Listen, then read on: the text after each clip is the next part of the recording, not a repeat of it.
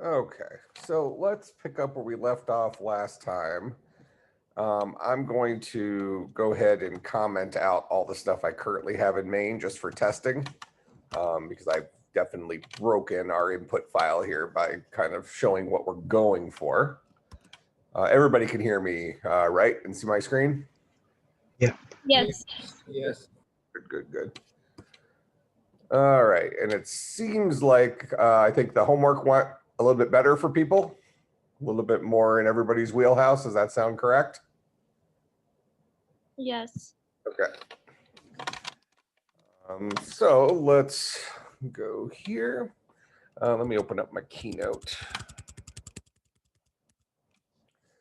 So what I'll try to do here is we'll solve this assignment today, and then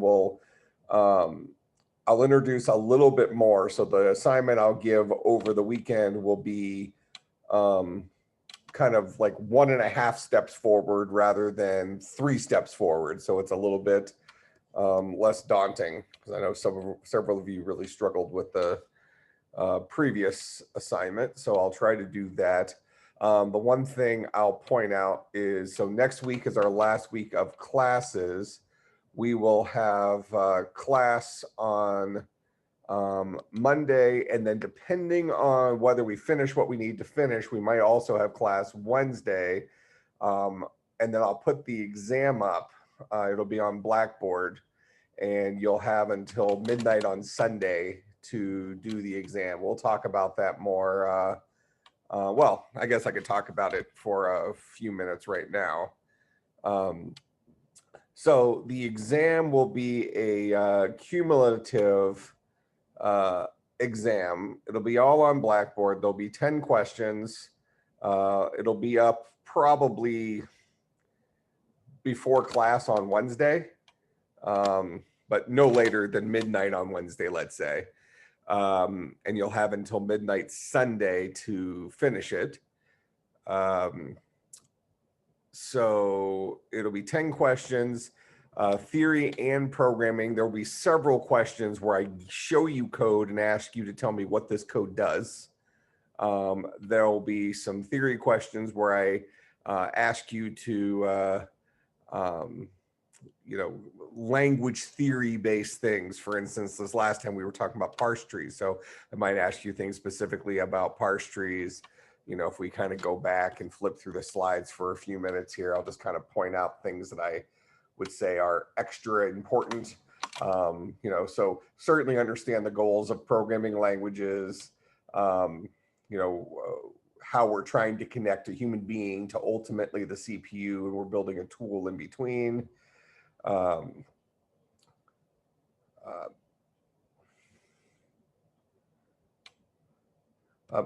Certainly be able to answer questions related to this slide, kind of that process of language design. How do you go from choosing a syntax to parsing it to interpreting it, ultimately having it run on the CPU? And we're focusing on an interpreter in here. We have another course called compilers, which is focusing on the compiled language side of things, which will have when you take that, you'll have a much less complex language, because compilers are substantially more complicated than interpreters.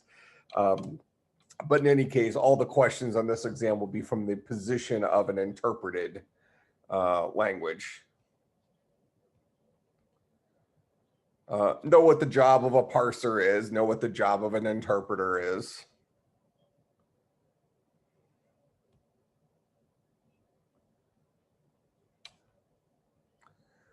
Certainly will be at least one question on variable environment. Even though we didn't necessarily implement specific scopes, you should still understand the concept of scoping as it relates to variables. I might give you a scenario of maybe using a stack data structure, for example, to represent multiple variable environments where the top of the stack is the most local environment, let's say. So all variables resolve to the most local definition. So perhaps I might give you a scenario that we didn't necessarily implement and ask you to rely on, the knowledge that you've learned in class to make some conclusions about that scenario. So then we get into some of our implementation stuff where we kind of picked our language. We picked the different parts of, our language. We had, what's the minimum programming language? The minimum programming language would have the ability to remember something, the ability to ask questions, and the ability to do some repetition. So at this point, we do have a programming language. It can't accomplish tons and tons of stuff, but it can accomplish something. Okay. And then this just kind of describes the things we've added to our language since then. If I asked you to write some programming stuff, it won't be to like implement huge language features. It might be I might even ask you to write a function that does something relatively simple that really has maybe little to do with a programming language in general, but maybe it's kind of a string manipulation function or something like that, just to kind of prove that, you did substantial programming in this class, so you should have some competency in programming. So a couple of string manipulation, write a function that counts the number of vowels in a string or something like that. Just kind of practice programming questions. Those would be fair game to make sure that you gained competence in computer programming in the class and didn't rely necessarily on other people to do your homework and stuff like that for you. So be prepared for that. These wouldn't be horribly complex algorithms. They would be simple things kind of in line with what we did in the parser, kind of working through strings, manipulating them, taking substrings, that kind of stuff, just kind of drilling those skills.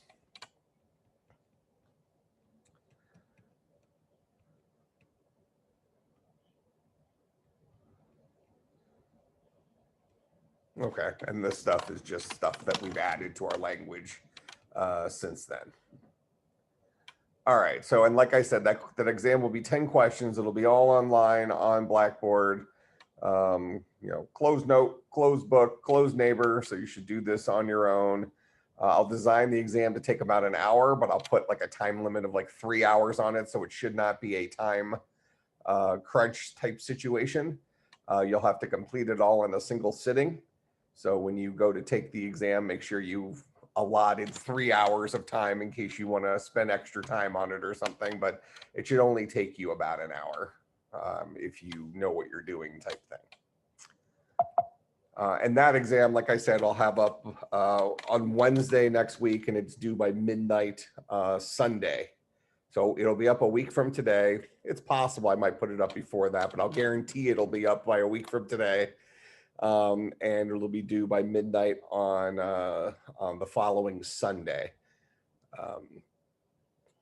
So questions about that at this point? It won't be timed, right? I just told you it would be timed. Didn't I? I said it should take about an hour, but I'll give you 3 hours to do it. So it should not be stressful in terms of time, but you don't have unlimited time. You can't sit there for 14 hours straight taking the exam. So I'm going to cap you at 3 hours, but it should not take you that long. It should take you about 1 hour to do the exam. We have classes on 14th and 16th, right? We have class, so we have class next Monday, definitely. And then depending on whether we get through all the material I want to get through, we may have class or half a class on Wednesday. But yeah, class is scheduled for next Monday and for next Wednesday. And then exam you'll do on your own time whenever whenever you want. Just set aside 3 hours just to be safe, sometime between, Wednesday after class and Sunday. So that should give you plenty of flexibility to kind of pick the time that's best for you. All right, any other questions?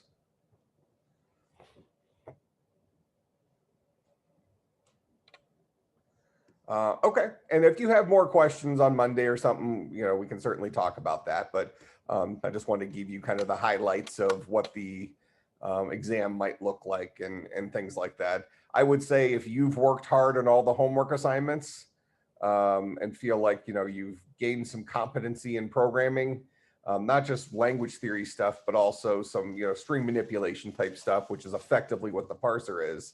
I don't think the exam should be too difficult. If you haven't really been doing all your work on the assignments and been getting substantial help from other students, which is okay. I mean, I encourage you to collaborate, but I also want you to learn from that. The exam is going to be a little bit more complicated for you. So make sure you're going to catch up on any, make sure you fully understand how the parser works, because there'll be typically when I ask programming questions on exams, because they need to kind of be a little bit smaller, bite-sized type questions, because I can't ask you to do something where you can dedicate 4 hours to a single problem. I tend to ask a lot of string manipulation or array or array list manipulation type questions, and which is basically the stuff we wrote in the parser. So as long as you understand all the stuff we did in the parser and kind of understand the role of trim and substring and building up strings and all that stuff, I think that the programming questions will be not too much trouble. But if that stuff is way outside of your wheelhouse, it's going to be a little rough. Okay, so let's implement this stuff from the homework assignment, then kind of talk about next steps.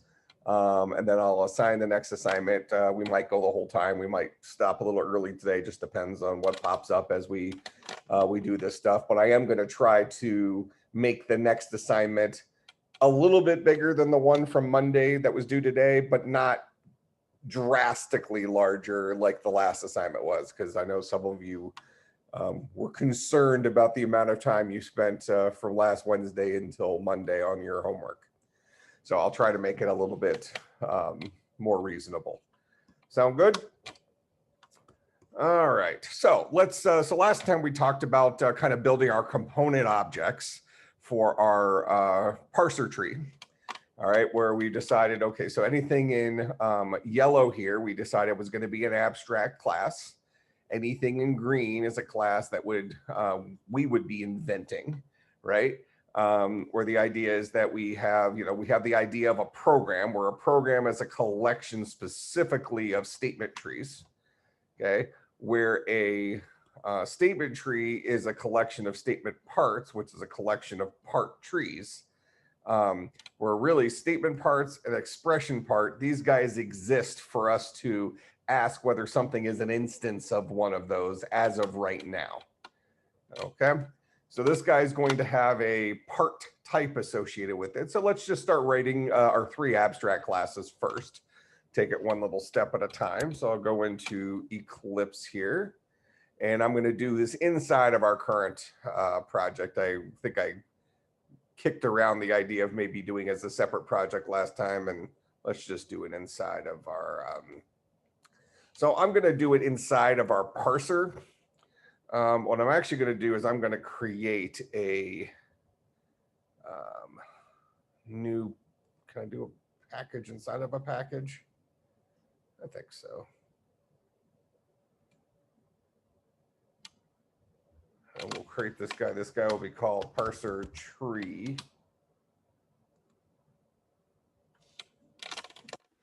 Okay. I'm just giving myself kind of a folder organization from this so we can kind of easily find this stuff. Then inside here, I'm going to create a new class. And this new class, we're going to do ParseTree first. So this guy will be called ParseTree. Now you can click abstract here for the modifier if you want. Otherwise, you could just put the word abstract in front of the thing. It's not a major ordeal. Okay, so that'll be my my part tree. And let's see, what is a part tree? A part tree is going to keep track of a single field called part type. So this will be a private string part type. And we'll have our constructor for this guy.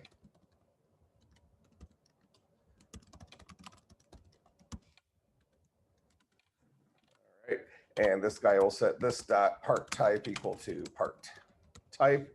Now, we still need our constructor for abstract classes, even though we will never create direct instances of abstract classes. That's what abstract means. Abstract says that if this class is abstract, we will never actually create an instance of part trees.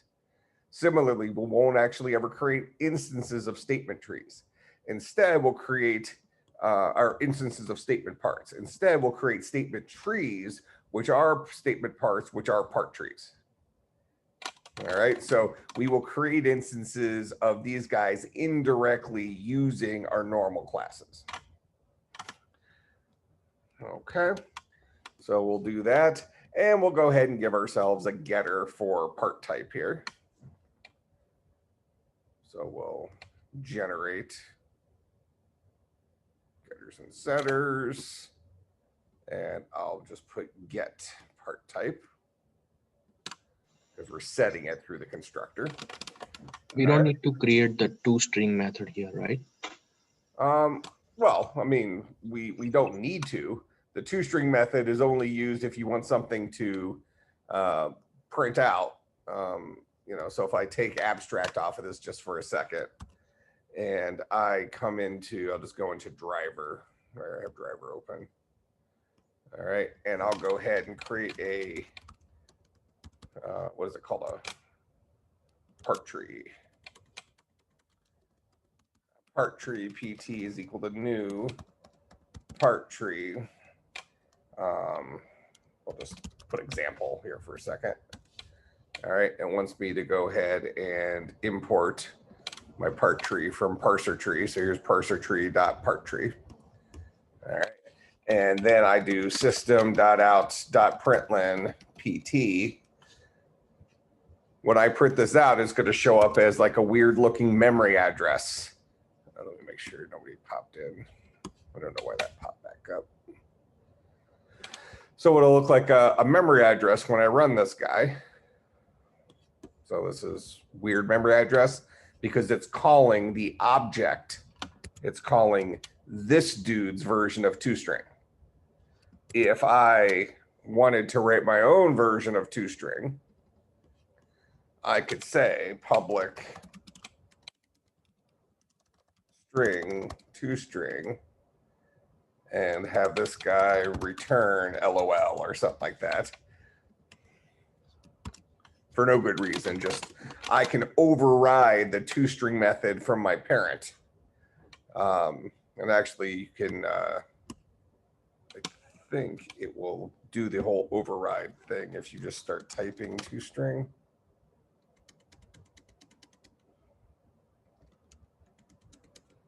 Whatever. There's an automated way to make it happen, but this is fine. So I'm writing my own toString. It's going to return LOL. So now when I go and run driver, it'll print out LOL instead of that memory address thing, because it's finding that more local definition. So really toString is just the function that println automatically calls when you try to print out an object. With a guarantee it's guaranteed that that function exists because it was written inside the object class. This class right here has toString built into it. That makes some sense? So yeah, you asked the question, do I need to write toString? For right now, no. We might decide it makes sense to add it later, but you know, you're only going to write toStrings if you intend to create this guy directly, or be able to print this guy directly, which we might end up doing. But right now, like I kind of mentioned before, I like to let the code kind of grow organically. So don't add some features to it that we don't actually need, because then it's just going to get bloated, right? All of a sudden you got 4,000 lines of code and you're only using some of the features. All right, so there's our part tree. Let me switch this guy back to abstract, so we don't accidentally create instances of him. And just to show you the point of abstract, notice here, it's no longer happy with this because I'm trying to create an instance of part tree and it's saying you cannot instantiate the type part tree because it's abstract. That's what abstract does. It locks it down and says you can't create instances of these dudes. Okay, so this is no longer a legal line of code, but that's okay. All right, so there's our part tree. Next, let's go ahead and write statement part.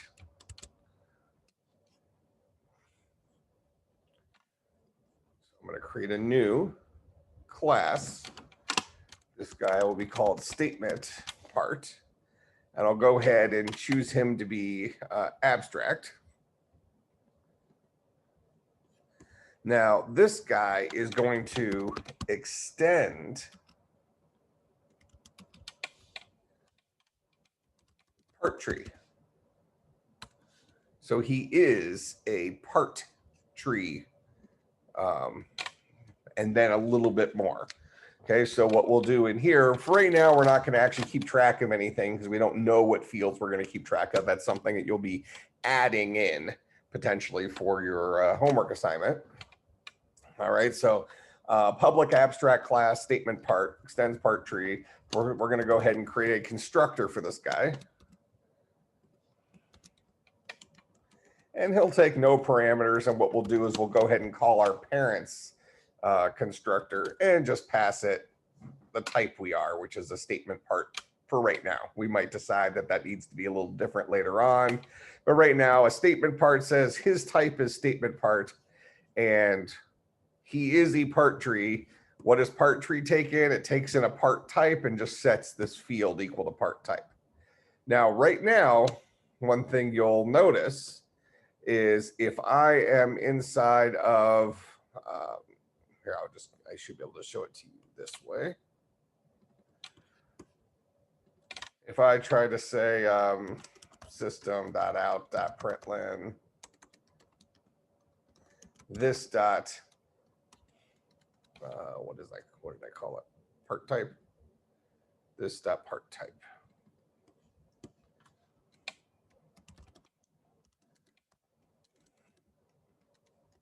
Notice it can't find that dude. And it can't find that dude because over here inside of part tree, I've made this private, which means you can only access this variable inside of part tree. So if we want to, so if I go back here, you'll see if I hover over the error message, it says the field part type is not visible because since it's listed as private inside of part tree, it can only be accessed inside of a class called part tree. I'm trying to access it inside of a class called statement part, which is an instance of part tree. Not going to work. So what can I do to this variable here to make it visible to children of part tree? Protected. Yep, make it protected. So I'll make that guy protected. And now I have access to him here. I'm not actually going to use him here, but I was just showing that that's those access principles. Okay, so we have, which is actually part of language theory, even though we didn't implement it. This is how they restrict security for things through different objects. All right, so there's our statement part. Then we'll go ahead and write expression part. And expression part's going to be very similar to statement part. I'll just steal that piece.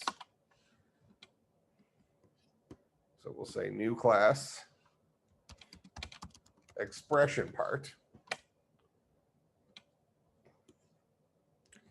And this guy extends part tree.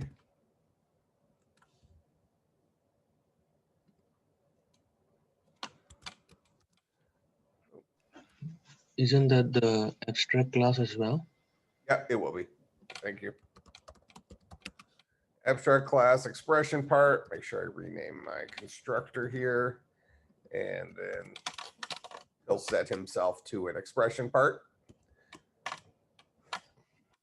Okay. So now we have our abstract class expression part. He extends ParseTree. So both of these guys extend ParseTree, and they set the part type through the constructor in ParseTree. So if I'm inside of expression part, notice I'm calling my parent's constructor where my parent is ParseTree. And if I'm inside of statement part, I'm calling my parent's constructor where my parent is ParseTree. My parent's constructor expects me to pass it a single string, and he sets his field equal to that string. Okay. So now we have those portions of our object model created. So now we're going to go ahead and create a statement tree. Now this guy is going to be a normal class called the statement tree. So we'll create a new class. He's going to be called statement tree. And he's going to extend statement part.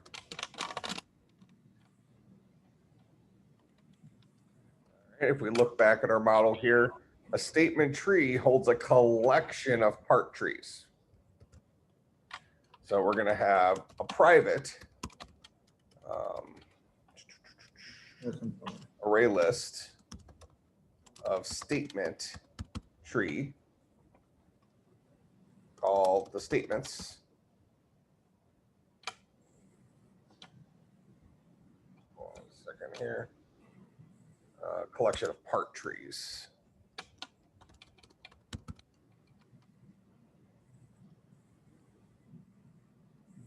So actually, let's call this guy the components.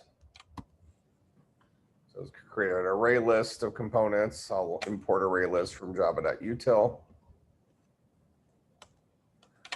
We'll create our constructor for a statement tree.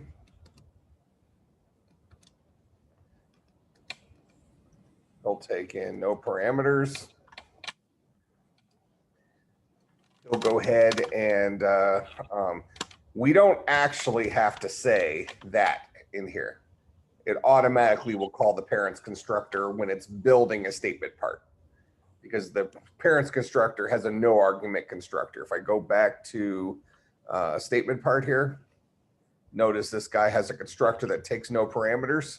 This is the one that gets called automatically if we don't do anything special. Okay, so I don't actually need to write this line, it's inferred. Now, if it made us feel better, we could write it. It's not hurting anybody. So we could do that. We could say, let's just go ahead and explicitly call our parent's constructor. But this line would automatically happen since we have a 0-arg constructor.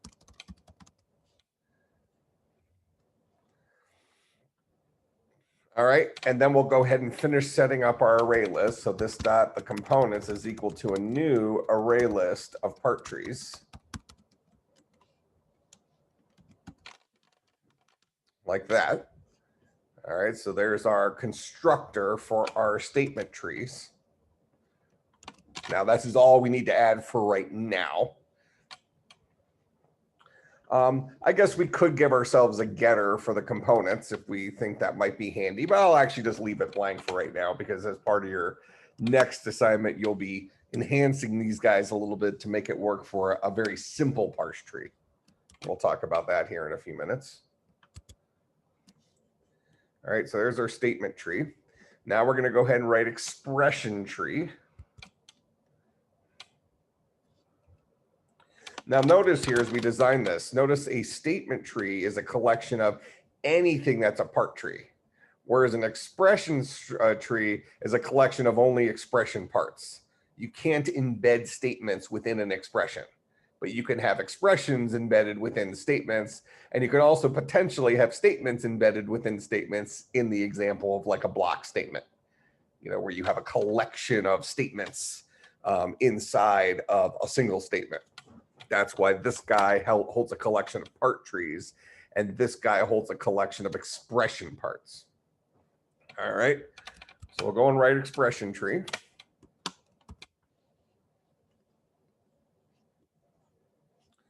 Create a new class,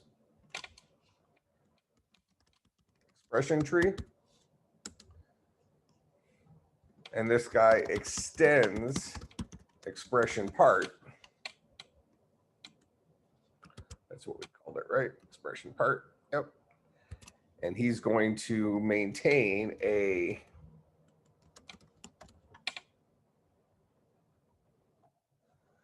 private array list of expression parts. We'll call this guy the components as well. We need to import java.util here. We'll create our constructor for this guy. Take in no parameters. Again, we don't have to call our parent, but if you prefer just to kind of, I mean, I actually like directly calling the parent's constructor because it kind of keeps that cadence going of how are objects actually organized? How does the hierarchy actually work? Whenever I build an expression tree, I'm also going to be building an instance of expression part. Make sense? And whenever I'm building an expression part, for instance, here, I am building an instance of part tree. But part tree requires a parameter be sent. So this guy would not be able to get called directly. So if I get rid of this, notice he's now upset. So it's saying implicit superconstructor, part tree is undefined. This is part tree, a constructor that takes no parameters. That's the guy he's trying to call automatically. But since I defined my own constructor inside of part tree that does take some parameters, it's not able to call that parent's constructor directly. That's why I have to explicitly call it here. So this is required because my parent's constructor here happens to take a parameter. If I go to part tree here, notice the constructor here takes a parameter. But if I go to statement part, for example, his constructor does not take a parameter. So when I go to statement tree, I actually do not need to write that because it automatically calls the parent's constructor that takes no parameters if you don't put this in here. All right, but I might say always put it in there because this constantly reminds us of how object-oriented languages are put together. Okay, again, this is a language theory construct. How do you build object-oriented languages? And we're going to be talking about this on Monday. We won't really write a lot from an object-oriented language, but we'll talk about the difference between object-oriented languages and procedural languages. Effectively, right now, we're writing a procedural language, an interpreter for a procedural language. So on Monday, we'll talk about the differences between a procedural language and an object-oriented language. And we'll talk about how you might design one. We'll actually look at it through the model of Python. Python's object-oriented model is kind of a bolt-on, so it makes it very explicit for how object-oriented languages work. So we'll talk more about that on Monday, because right now we're focusing on this parser tree idea. All right. So I have a question. Go ahead. So in the line says this dot the components equals to new array list of part tree. Now in other like previous slides, like we used to write like this dot the components equals to the components. I would assume since we don't have any parameters here, that's why we are declaring as new array list of part tree. Well, yeah, because a statement tree he has his own field. He has a field called components. The job of a constructor is to initialize values. This constructor doesn't take any parameters, but we still want to initialize all our fields. So we're initializing this field equal to a new array list of part trees, because that's what he takes. That's what we designed here for statement tree. We said the statement tree has a collection of part trees.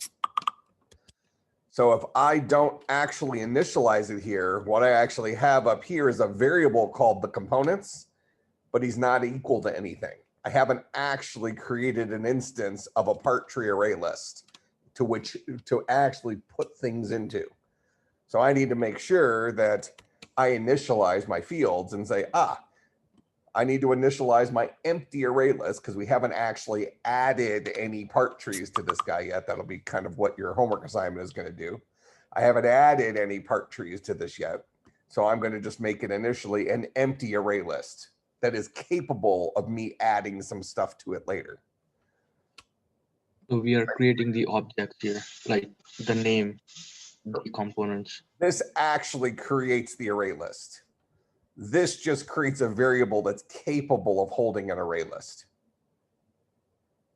So this part here actually creates the physical array list, a place in memory that knows how to hold crap. This right here is a variable that can point to a place in memory. This is where I connect those two together. So I have a way of getting to my actual array list using this variable name. Yep, Got it? makes sense. Yeah. Okay. Thanks. Let's see. Got my statement tree. Didn't I? Oh yeah, I'm in the middle of writing an expression tree. So an expression tree will have a collection of expression parts instead of statement parts. Okay, so that's where we're at right here. This is a collection of expression parts because all expressions are made up of potentially sub-expressions, but you can't have a statement embedded inside of an expression, at least as we've designed our language. Okay, statements are collections of statements and expressions, but expressions are collections of expressions, where expressions can either be expression trees or symbol trees. Okay, so we'll keep chugging along here. All right, so we are doing our expression tree. We're going to have a collection of expression parts. So here's my collection of expression parts. I'll go ahead and call my parents constructor, and then I'll say this dot the components is equal to a new array list of expression parts. Expression part. So that's where I actually create that collection. Okay. So that's this guy. Then we're going to go ahead and create our symbol tree, which is just going to hold on to a symbol. And we'll do this as a string.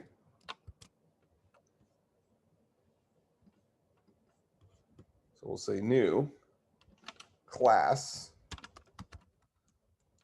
Call this guy a symbol tree. And he's going to extend expression. Is it expression part? Expression part. So a symbol tree is an expression part. And he's going to maintain a private. I just want to make sure that I made this guy private. Yeah, I did. I like to make sure that all my fields are locked down and then I loosen them a little bit if I need to. For instance, in our part trees, I made this guy protected instead of private so I could access it from the children. But for symbol tree, it's going to be private, at least for now, because we don't have any children coming off this guy. So we'll say private string. We'll call this the symbol. And then we'll have our constructor for our symbol tree.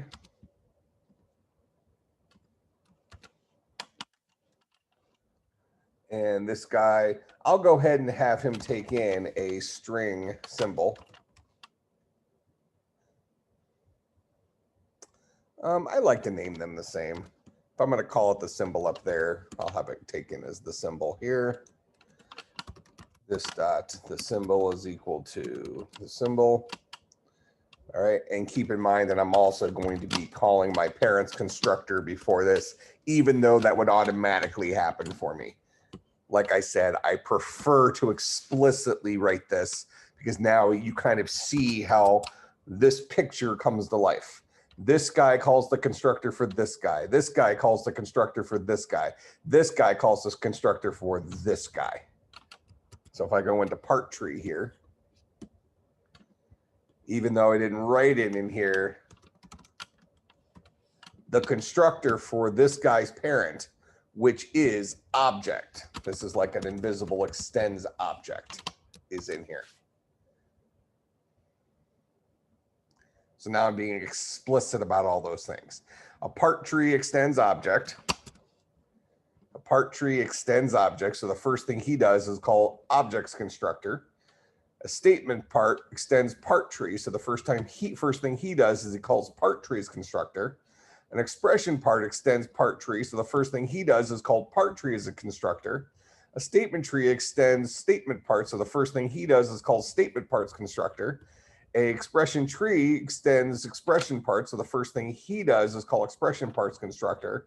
A symbol tree extends expression parts. So the first thing he does is call expression parts constructor.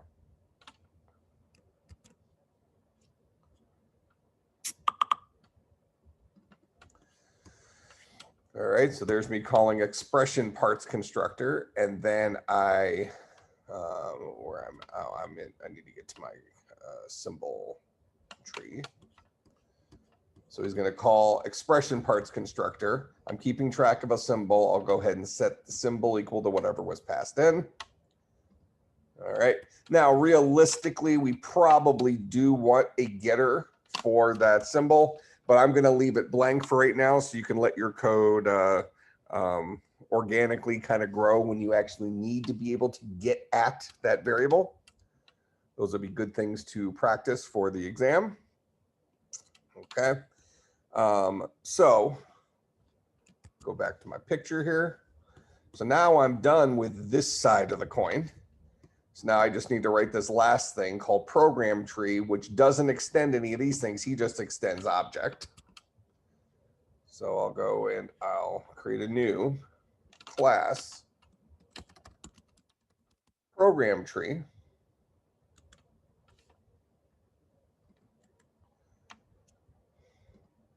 And a program tree is going to have a collection of statement trees because that's what a computer program is. It's a collection of statements that get executed in a certain order. So it's going to be called program tree, collection of statement trees rather. So I'll say private array list of statement tree. Call this the components. Then we'll have our constructor program tree.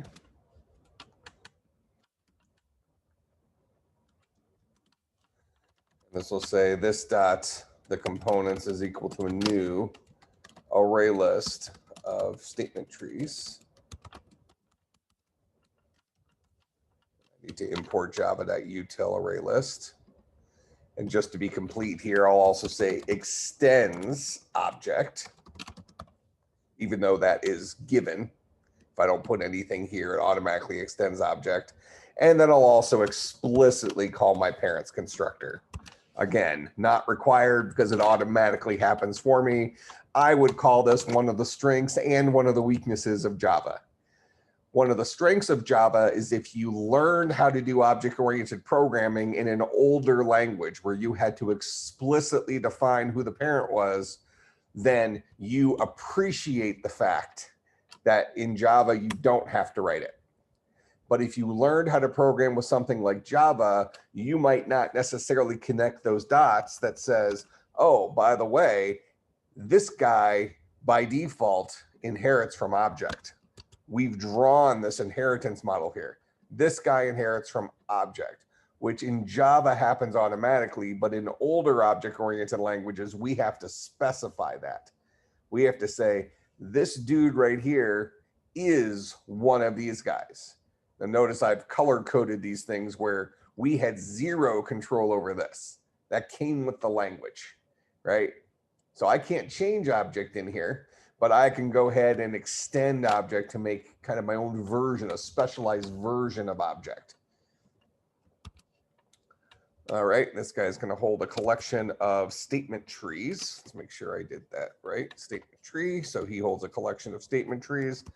Okay, so that should be the objects that you need for your tree. So questions about that?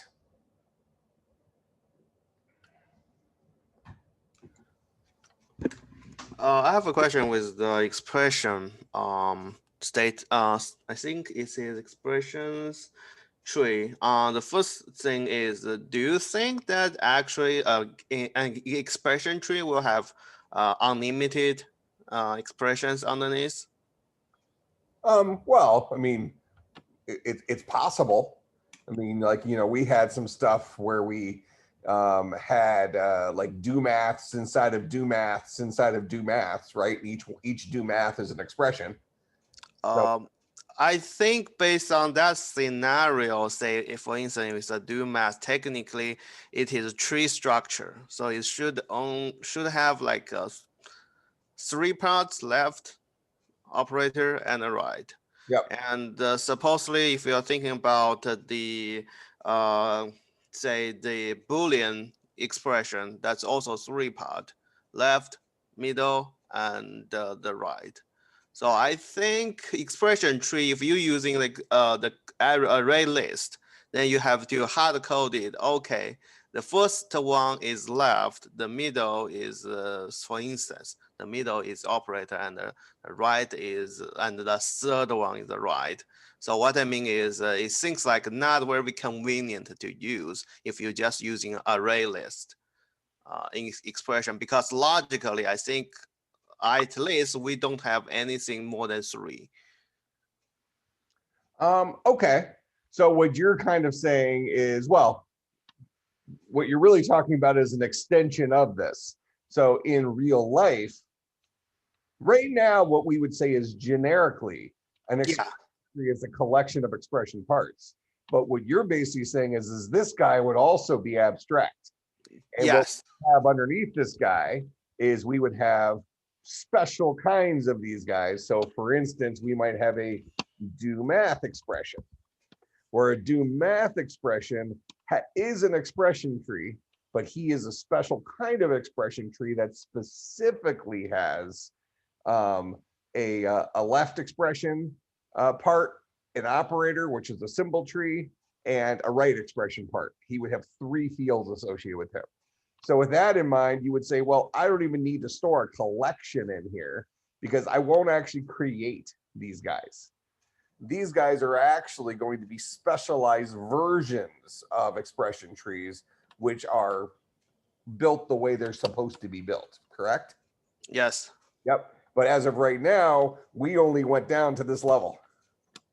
So we don't have those specialized guys yet. So for right now, at least as a placeholder, we're saying, well, as far as we know, a generic expression tree will hold a collection of expression parts.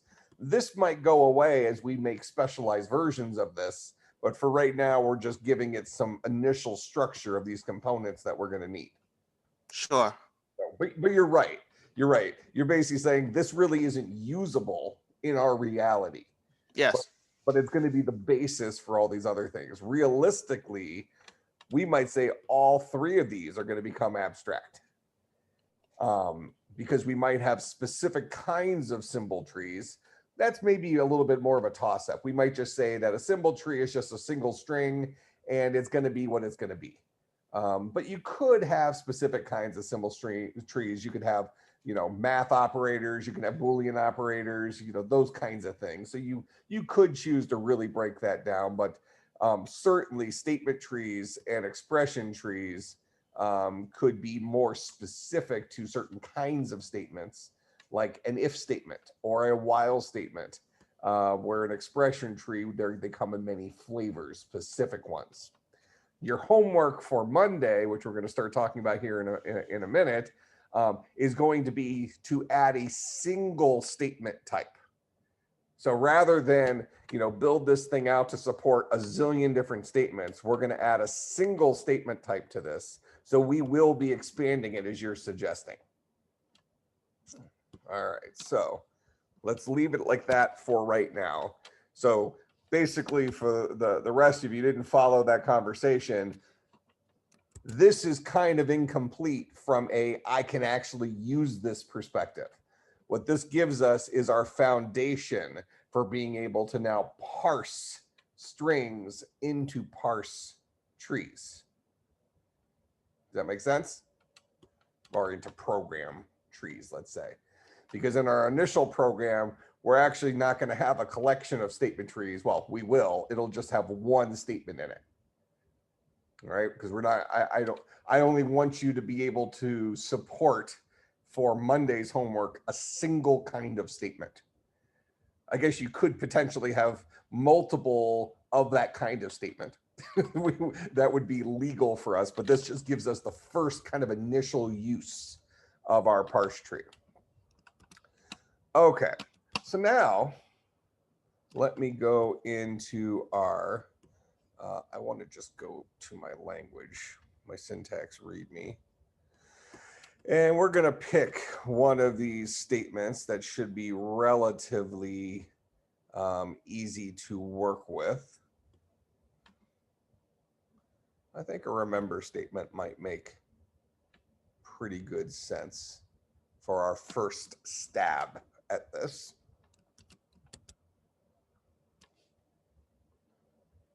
Not too complicated, can't embed stuff inside of it, all that jazz.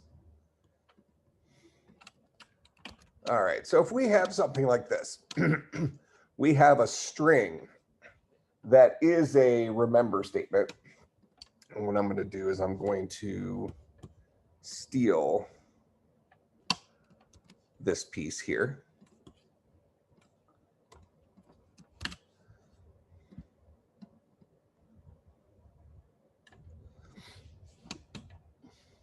All right, so now what we're going to do is we're going to say we have a new kind of statement. So I'm going to flip this guy to yellow. He's no longer going to hold a collection of, well, let's leave that there for the second. And then what I'm going to do is I'm going to give myself specifically a remember statement. Where a remember statement is a statement tree. We could even call this a remember statement tree. It probably actually makes more sense. So that's a remember statement tree. And what are the components of a remember statement? Components of a remember statement is going to be a type, a variable name, and an expression. Those are the three components of that guy. Actually, I think I have a little bit smaller font size on these, so I'll just steal that. So what kind of value is a type? It is string. I think. Probably a symbol tree. Sure. Okay. Yeah. We haven't decided quite yet what we're going to do with this. But for right now, let's just leave the top level as a symbol tree. So we're going to say symbol tree type. Then we'll say symbol tree var name, right? Both of those are symbols.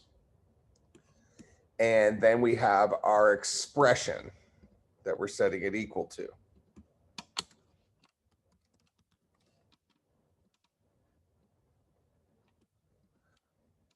All right, so we have our expression.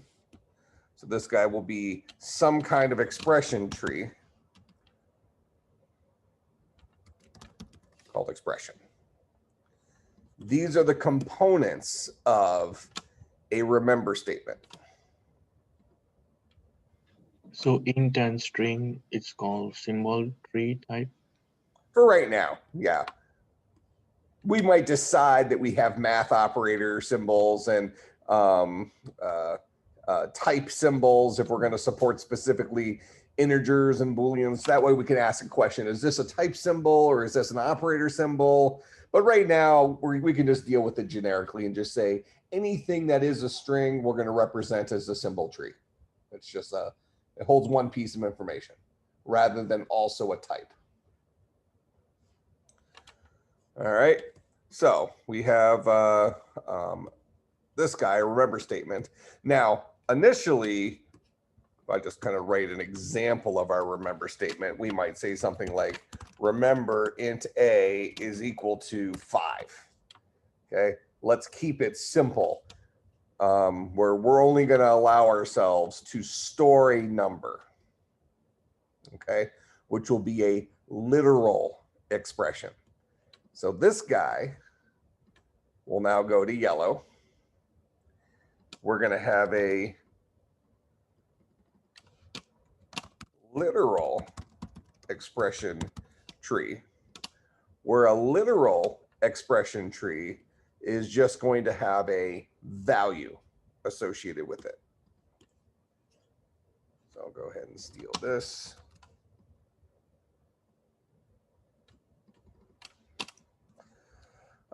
And for right now, we could just assume all our values are integers. So we'll just say int value. We just have a language of numbers as our starting point.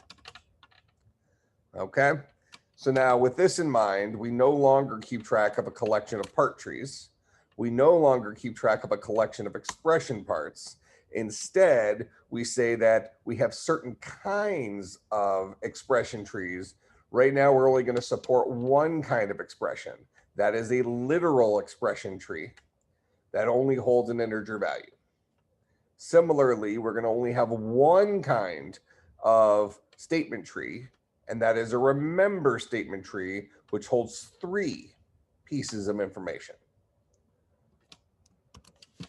All right, that makes some sense? All right, so now let's assume we had this line of code. Let me just drop this down a little bit.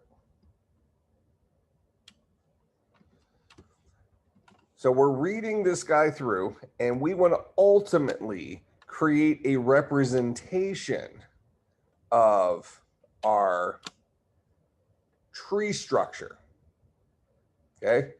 Where we're going to create a remember statement, which holds a type, which is going to be a symbol tree, a variable name, which is also a symbol tree, and a expression tree.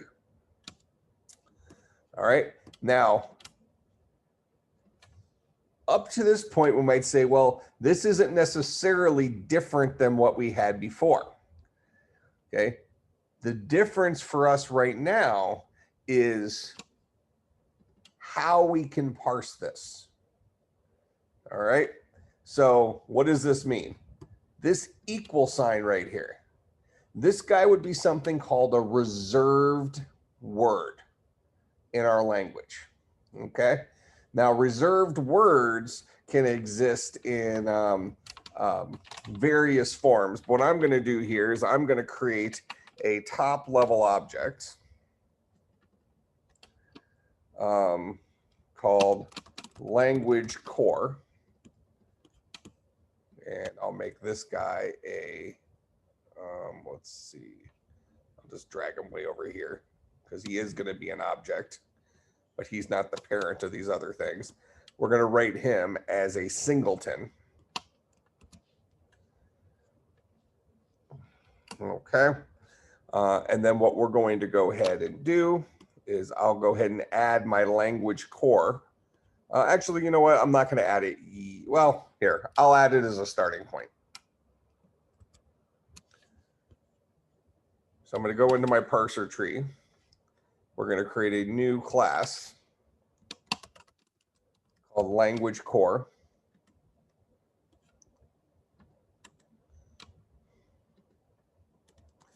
All right, and this guy is going to maintain a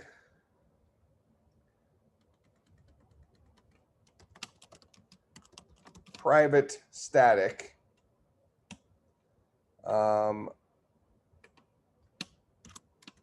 string array called the reserved words. And initially, our reserved words that are going to exist in here is the equal sign. That's a reserved word. Here, let's just kind of build it from this. We have remember is a reserved word. Int we're treating as a symbol, so we're going to pretend like that's not a reserved word.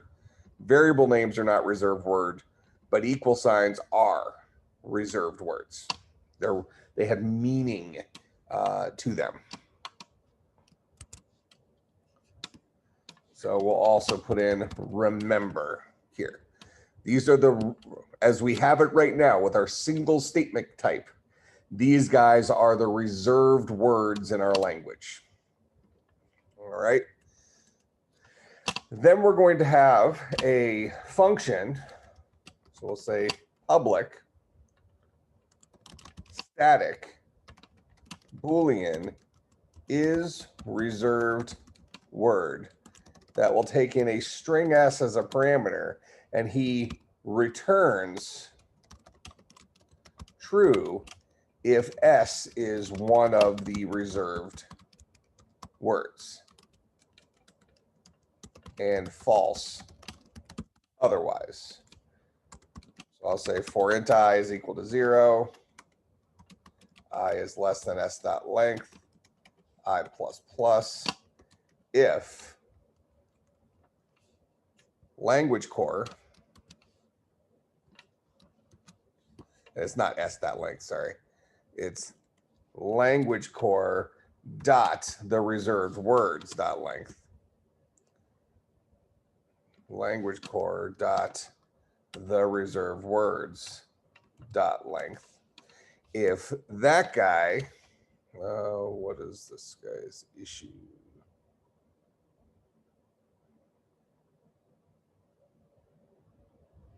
Oh, it's not the, it's the length of that array. So if the reserved words at bucket I dot equals the reserved word that was passed in, will return true. If we've checked all of our reserved words and never found a match for s, we'll return false. Okay, so now I have the ability to detect whether something is a reserved word or not. Okay.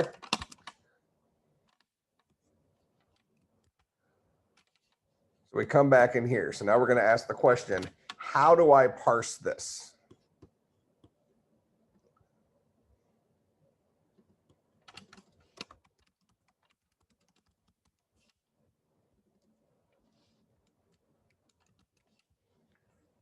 I'll put a lowercase r since that's technically the way it works, is we start building up characters. We say, is this a reserved word? No, then keep it.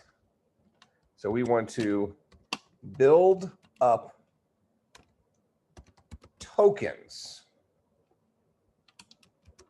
where a token is as many characters in a row that we can collect until we either hit a reserved word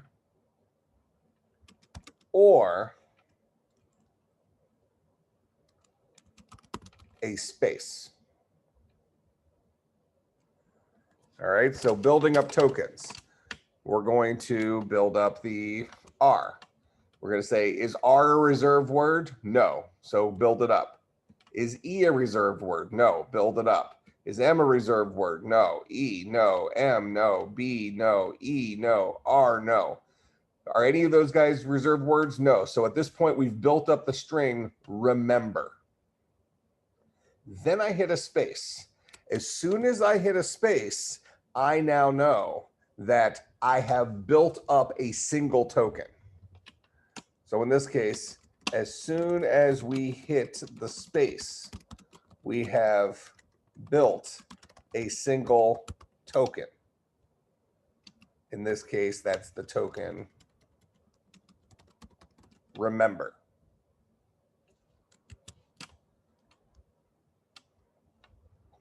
All right, so we're going to add this to our collection of tokens.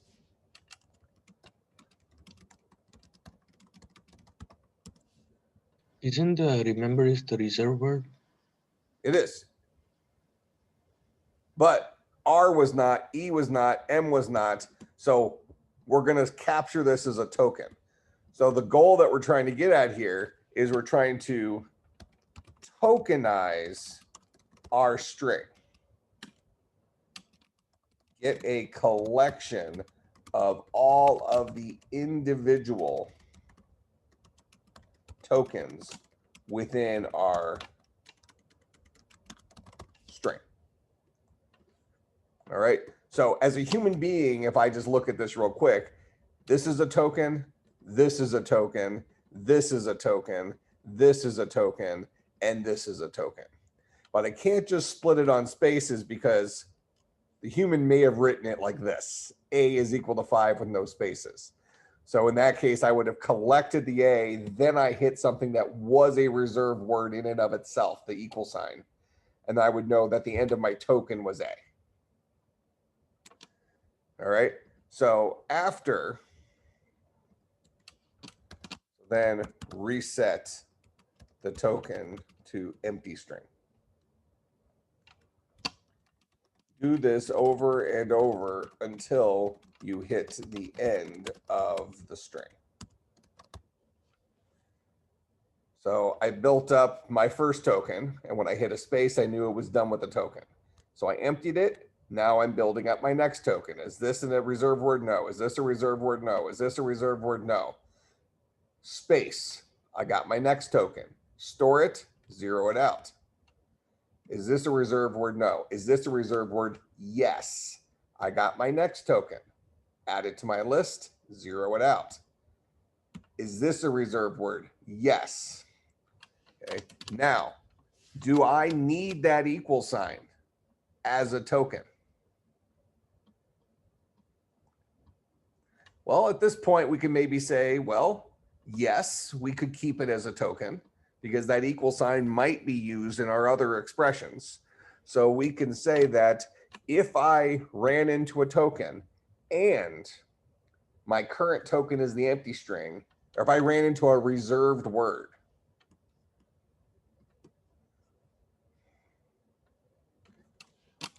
I'm going to say special case. If I run into a reserved word,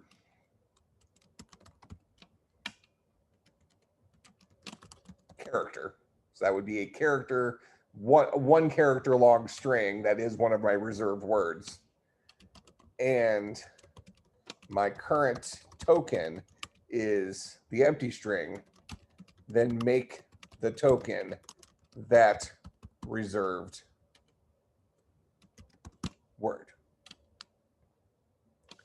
So in that case, I would have collected this equal sign as my reserved word because previously I zeroed it out after the A.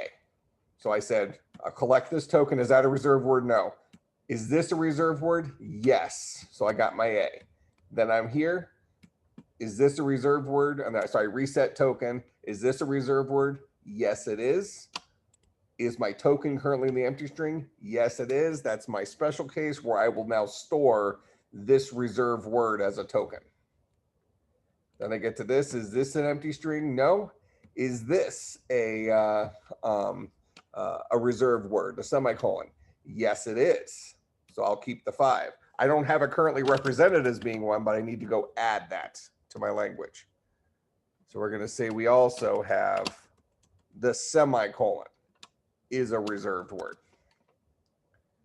Okay, these are things that are part of the syntax of our language. All right, so I got my 5 as a token. Then I read in the next thing, is this a reserved word? Yes, it is. Is my token currently the empty string? Yes, it is. So I will store that. Now I'm at the end of my string. So when all is said and done here, I should have my tokens being remember int a equals 5 and semicolon. I have my individual tokens now. That makes sense? So I'm going to steal this line.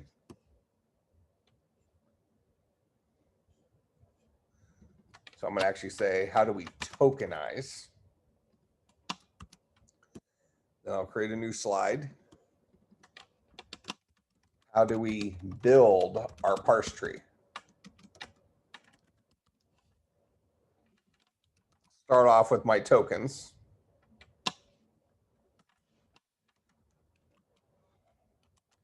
For each token,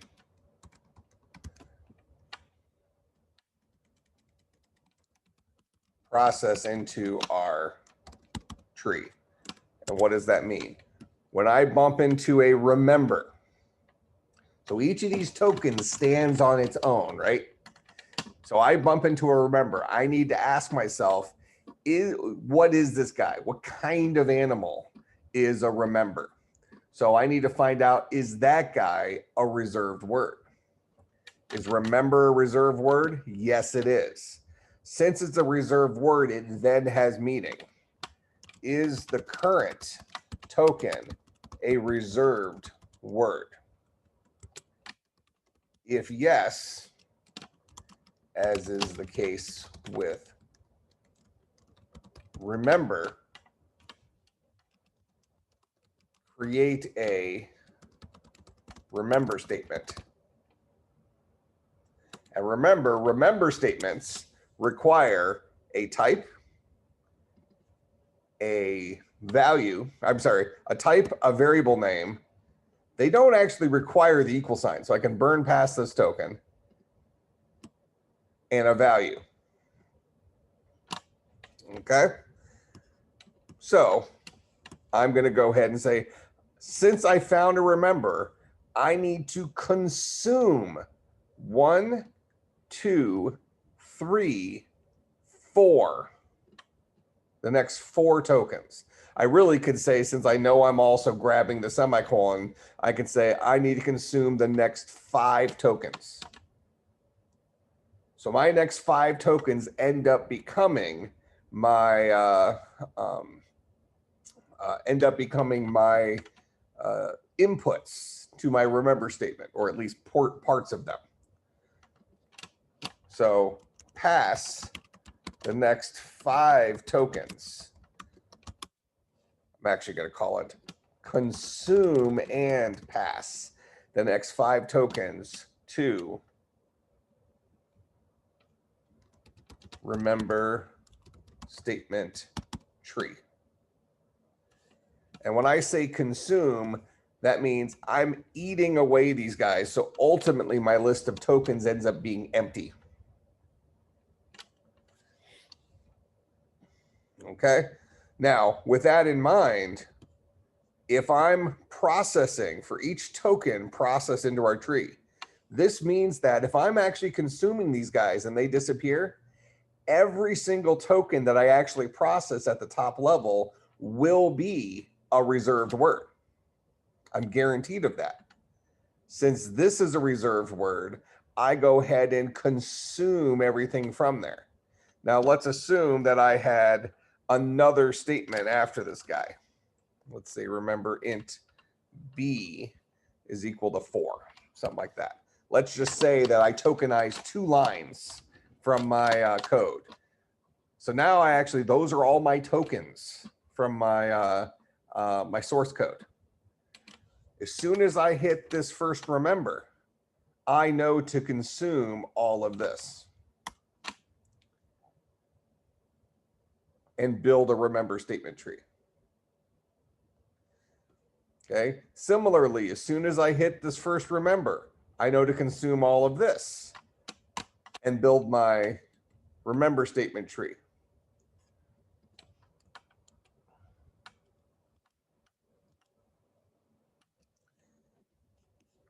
For right now, we're going to do it just with a single.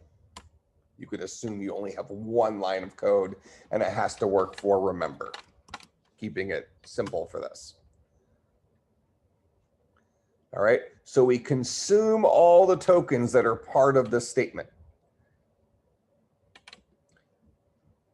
So we know what kind of statement we're building.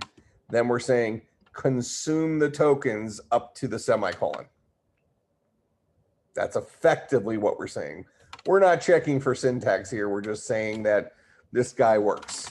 We're not having to do special trims and things like that for getting our tokens, because we are now generically handling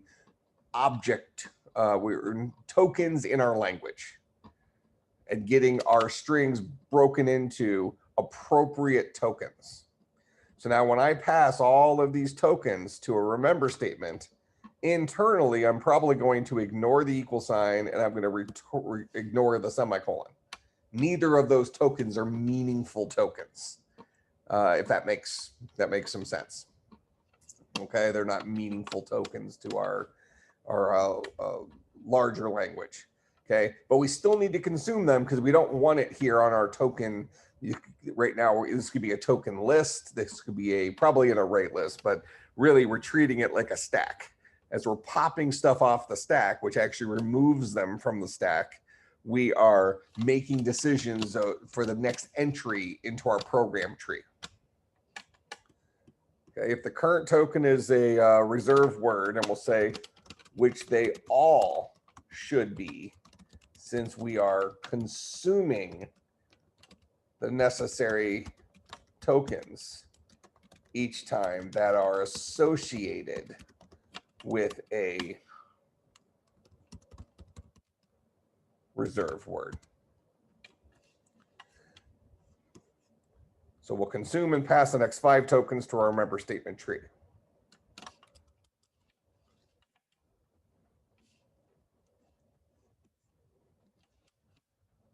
For each token, process into our, I'm going to call this guy our program tree.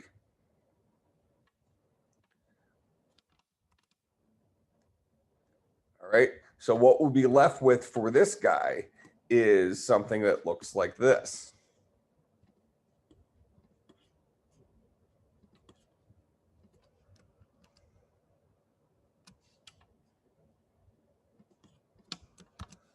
I'll have my program tree, and my program tree will have a single remember statement tree. Remember, a parse tree is a tree of trees, a collection of trees. This guy will have a single remember statement tree, where that remember statement tree will keep track of these 3 pieces of information.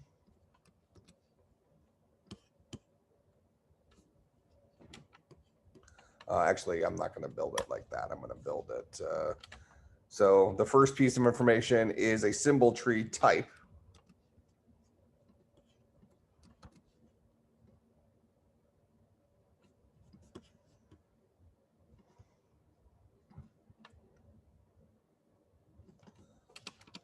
This will be our int. The second piece of information will be our variable name.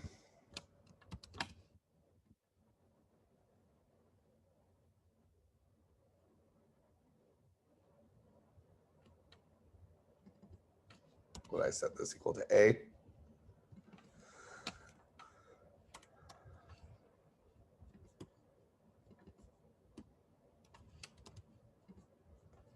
Yay. All right.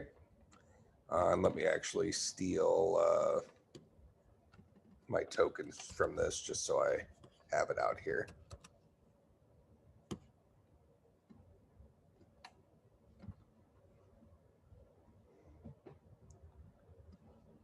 So given these tokens, this is the tree we're going to end up building. So we have a symbol tree, a symbol tree, and an expression tree. In this case, it'll be a literal expression tree.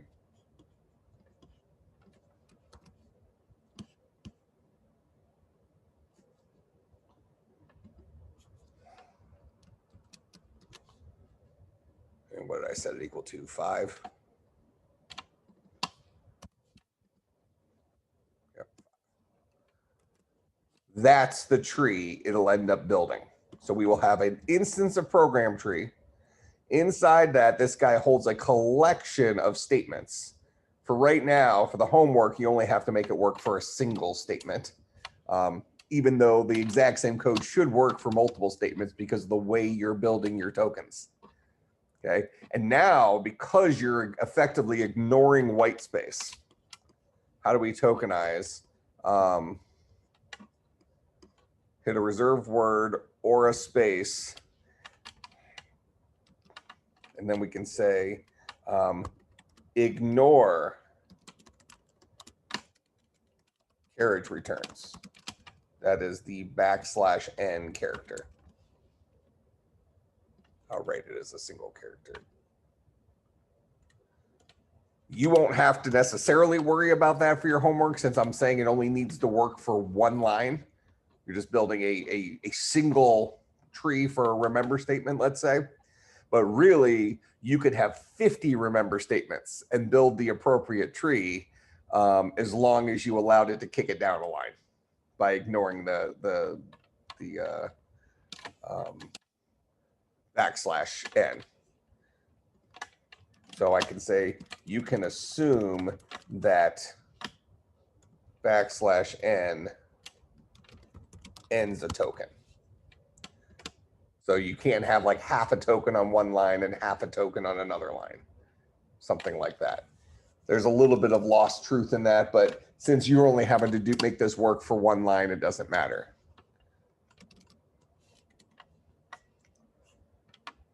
Okay, so if your tokens look like this, you're going to build the tree using our objects that look like this. That makes sense?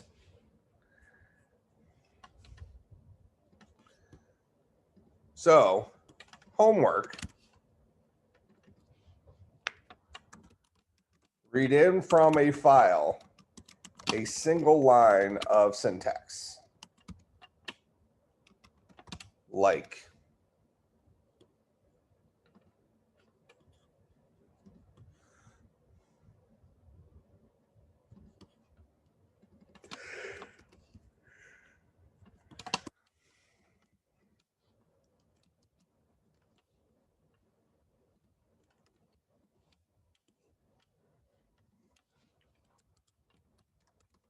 Tokenize this line and then create the appropriate program tree. Note, you may assume the file only has a single statement in it, and that statement can only be a remember statement. That way you're effectively building a tree for a very targeted type of thing to give you an idea on how this tree would work. Display your tree in some reasonable way. So for example, you might print out, you might have, and this is where you might do the two-string thing, or maybe you just have a display method where program tree says program tree, then inside that he says I'm a remember statement tree, and then he has his 3 components, symbol tree, and literal expression tree, and then you have the values associated with it. It doesn't have to look like a picture where it looks like a tree, just make sure you prove that the components of this look right. So, you know, maybe your output looks something like, I'll just say example output. Oh, let's justify this. So example output might say program tree, remember statement tree, symbol tree, int symbol tree A literal expression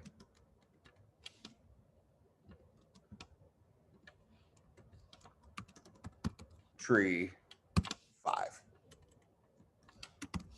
Something like that. Maybe that's what your output ends up looking like. That kind of proves that you built this structure.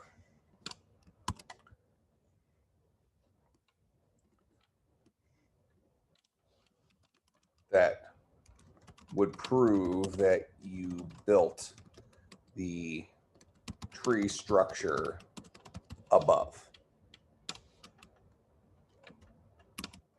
If you told the top level program tree to display itself.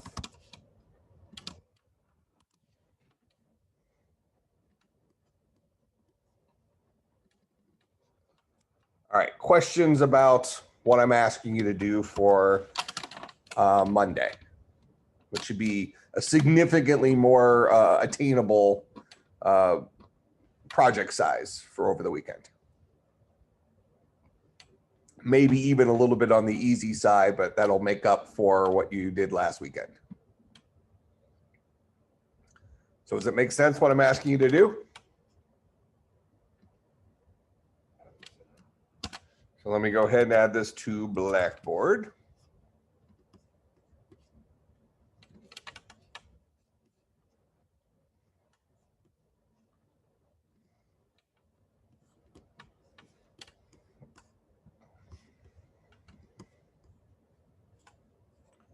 So this is going to be homework 13. And you'll notice that I graded homework 12 pretty, or homework 11 pretty easily, given how complex it was. Most of you probably did better than you maybe should have done. Rename from a file a single line of syntax like this, tokenize it. Okay.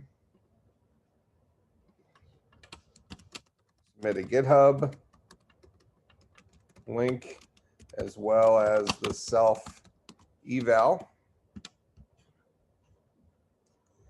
And this will be due on Monday by 10 a.m.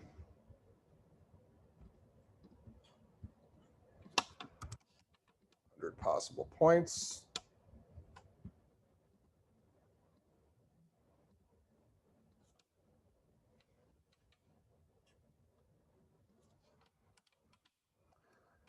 All right, and the slides do automatically update, so you should have this updated version of the slides. So notice that we have modified our environment a little bit here, where these two statement trees and expression trees have become abstract classes, and then we've given ourselves usable classes within those to represent what we need for this particular assignment. Okay, so this is accurate for what you'll need to produce for your homework assignment. It's not quite accurate for what currently exists, all right, in the code. I will go ahead and I already gave you the starting point here for our language core, just to kind of give you an idea here. If I go out to, I'll put it inside of driver just so you can see it. Since these are all static things,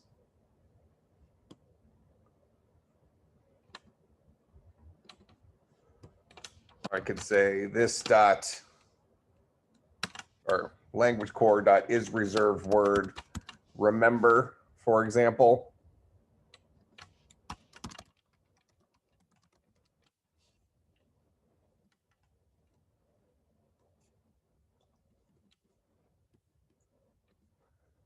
That would give me a true.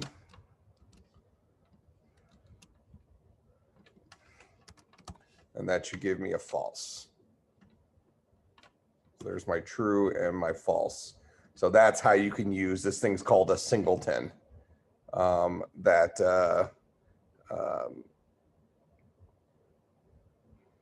I call it? Language core. This is a singleton that can be used by any of our classes to directly ask questions currently about what is a reserved word, etc. You can certainly put additional things in here if you would like, but I don't think you really need to for this assignment. So for this assignment, I've already given you the possible reserve words that exist in our restart of our language, let's say, and then a function that determines if I pass it a string, it'll tell me, is this guy a reserve word or not? And you will use that in conjunction with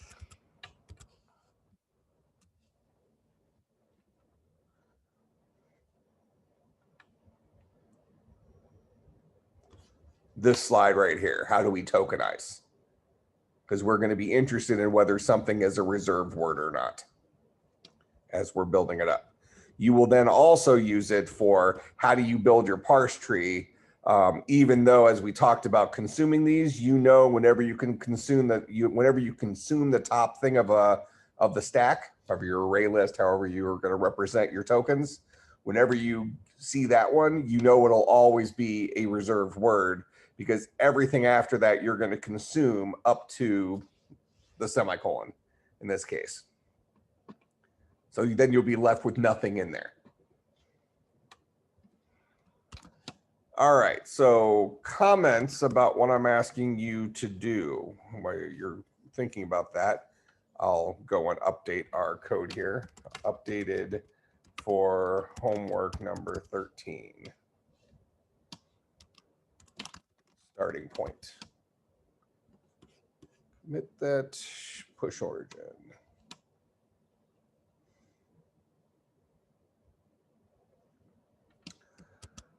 Okay. Questions, comments, concerns, bribes?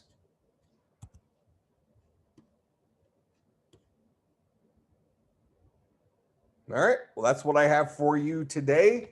Homework assignment is up. It's due on Monday, and that should be, I think, a little bit more palatable for you to work on over the weekend. Sound good? Cool. All right. Well, have a good, well, I'm around, but have a good weekend if I don't talk to you before then. Before the end, I do have some suggestions. Is it sounds like reasonable that we make another project standalone with the ParseTrees? You could, if you want. I mean, nothing. I don't care if you do or not. Just I'm putting it inside the same project because the ultimate intention, even though we probably won't get to it, is to update our parser to work on tokens instead of just direct string manipulation. But if you want to do it in a new project, that's fine. Because on Monday, we're going to start talking about object-oriented languages, which is going to pivot even more. So that might even translate into a new project on Monday. So whatever makes you happy is fine.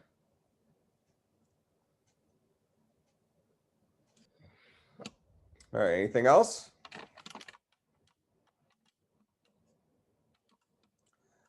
All right, I'll see everybody on Monday.